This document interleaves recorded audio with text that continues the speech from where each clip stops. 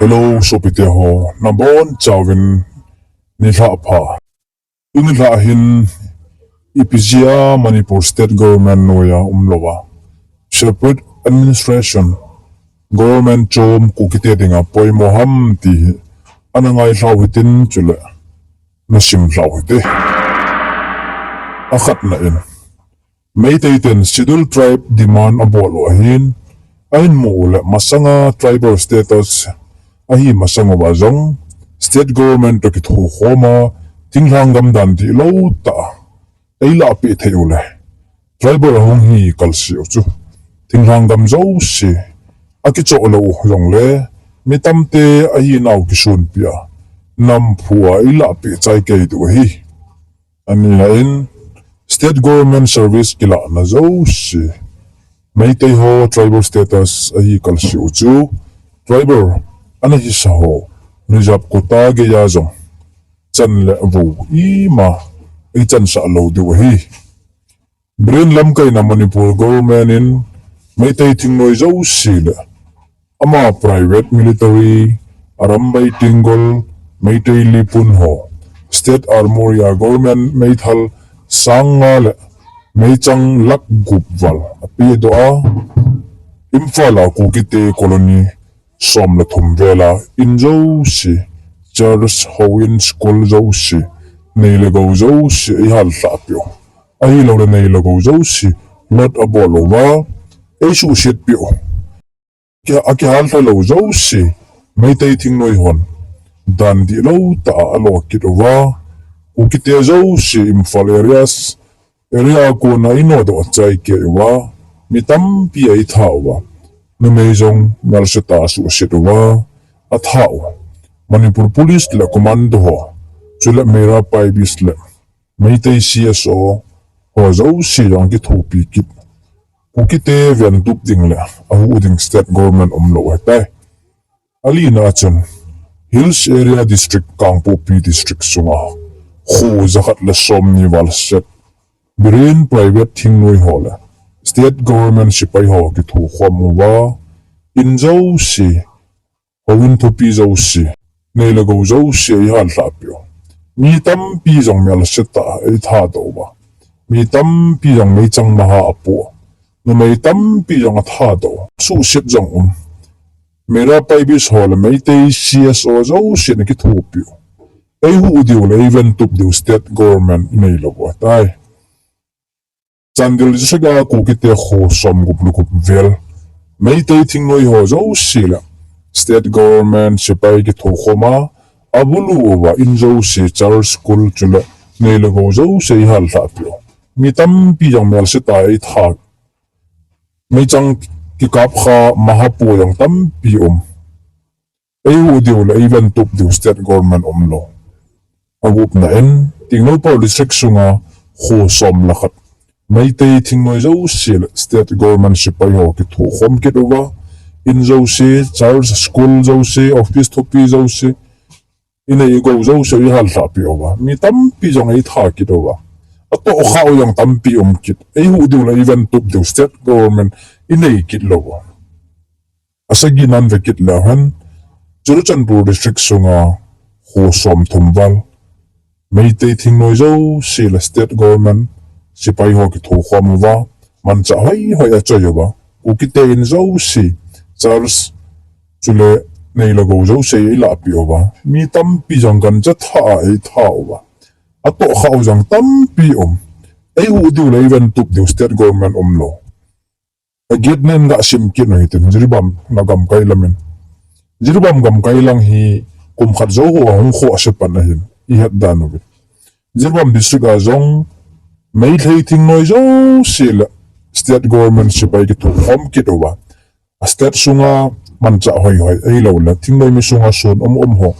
ziram langa ku ki cha te thak dinga sol so in tam pi la char ta jong ai hal ta pi wa mi tam pi jong na mai cha pang ke san chi kim te chen na khat ai thobin ziram nang to ve lao sun ei re mo to ei su se no to in mai ho wa thau to ki gin lo ka zat jana ai thau to mira pai bi so la mai te CSO zo sin aki thu pi kit mai thei te zo si khom ai hu diu le even tup diu state government lo na lungun na lo ham paten ga agyal lo chun aku na ga ve kit lo han ku ki te gam zo se dan di lo ta le nam phua la pi na thai dinga ku ki te gam zo se dan di lo ta reserve forest protected forest wildlife sanctuary protected site so do sa na dinga en biren singen state government power dan di lo ta aman cha ei la pi go do mai te kho hello zo se ei til khom kit ga mai hu pi diu state government lo mai te kho hello zo se ei til khom kit ga mai ei hu tu pi diu state government lo India tu na som na ga aveki no eten asom na en India government in Manipur Hills district ki waipu na dinga ACMP dan bu article 371C birin singlam kaina state government and I maloba akoya tinglang MLA ADC power achop khoba anop nama DC le SP ho amancha anop nama vai ho gamai hu tu pe de state government lo tu na som lakat na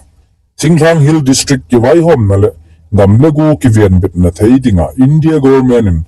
the Manipur Hills Areas District Council X number 1971 in a sim do opiowa Manipur Hills Area Gamzo Sejong Hills Area Autonomous District Council Gupa Ain Hopken Piowa Gamligu Ven Tup Nadinga ADC Power Anapi Ozong Maytay Tela State Government in Anop Napabolowa ADC Hop Hal Nazaulowa Tinglang Hills Area Gam Tampi Channel Lobol na Anayo ADC Ho State Government in Financial Power Legislative Power Atu Ahizia Anop the market chip na anayo. Som na nina in India government and Tinglang mi ho gamven tup na thai dinga the Manipur Lands Revenues and Land Reform Acts 1960 noya section 158 in a sim do opio 158 in a sim do opio uzong zabol lova Imphal East District Imphal West District Beshanpur District Thobal District Kaching District SDC, SDO, DC Waipu ho mangcha Manipur Land Revenue Department in Tinglang Hills area gamsunga meitoi ho to kithu khomo wa dan di lo ta pata zama bandi tampi asem thu wa Tinglang gam tampi dan di lo ta le nam phua in la pi wa Tinglang gam zo si ban nei cha hin chu chu jingo Tinglang mi ho gam even tu pi de state government lo asom na thum na in Tinglang Hill District sunga Namphua thunei vai hom na thei dinga Kangpukpi District Churchanpur District Chandil District Tingnopal District sunga Tinglang ho tampi Imphal East District Imphal West District Thobal District Bishanpur District Kaching District Police Jurisdiction noya ikoi lutowa meite ho dei dan bowa vai ei hop khomo even diu lei kho sa de state government lo asom na in Tinglang Kuki-people tamna district ho Manipur government in si nei lang nei tai bolowa development fund la gamsung khan to na ding zong ai na banga I bol pi nom logo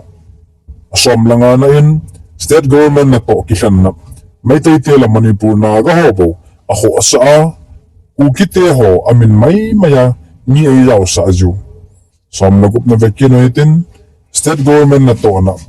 Kuki officer ho post len tu ho ei thang sit piwa yang set a ball jemo som na sagina that 2 May 2023 ni khuapat mai tei tein Kuki ho Imphal area Kimvela lampi zo si block a ball panawa Kuki ho zo si lampi 18 panawa target ai ball panawa hitai som laget na in May 3 2023 ni khua Tinglang Hill District zo si at some lamkay na Manipur High Court in Maytay te ST demand support na state government recommendation abol na dinga le khatot anapi daylo wat sa na kizot na kibol zuwa baris sarmale aloy ho chuchan pura gu thima hungluwa anglo kung keyword get pillar ana halowa kang wai khomuna in pa pi jong ana su shit pawa torbunga kuki lampi hin zot ho ana vo panova nila langa kurungan ba lam kaina arambay ho hungkun kidowa kang wa in hal panawa mi awa mai thal ka wa kun gal hong ki panahi ti in het deu kanome that 3 May som la kun ga sim ke noitin 2023 ni khwa May that 3 ni khwa edition moirang thim kiti mai tai khanan arambai tengol ho akun source amodung jujin Manipura mai tai nu mai khat kuki pasal hon rap abolowe tia video a fake news khat asim tua kalkulet abol la kun azinga ISTV mai tai nu mai ati nu apa in akisu set lo dan su thing na hin nei zowa mai tai tampin ata to banga agelawa kuki te chunga phulabe thang tombe akisawa kuki nu mai ho ahin holowa atha u to su set uwa kuki ho na zo si abulu wa mel se ta tha thei chan ahin tha pan hi kuki te chunga eng sit ji ngam zo se la pinom je wa asu sit sa zo siole mi ma tha do zo sio hin khu anung pi thei lo banga kuki te la mai te avela nung chen khom thei hi lo dan ki che hi to na ki vai pu na tum government pha nei lo poimo pen ta tai iti hi zia kuki te ding government chum atum bia inei do lo wa a hi la mai tai ten atamo ki son pi jing diu